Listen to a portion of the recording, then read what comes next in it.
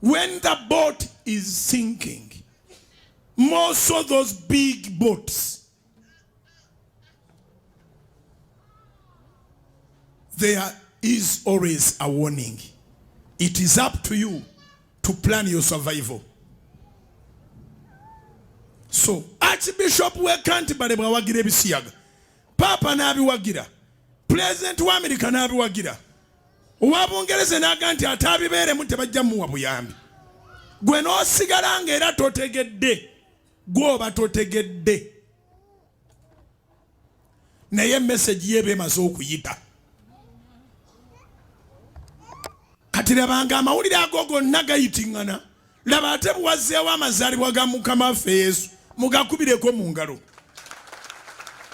Kubira amazaalibwa ga Mukama waffe Yesu mu ngalo ez'amaanyi, zikubire waggulu mugamba olyokanga n'ozaalibwa Yesu.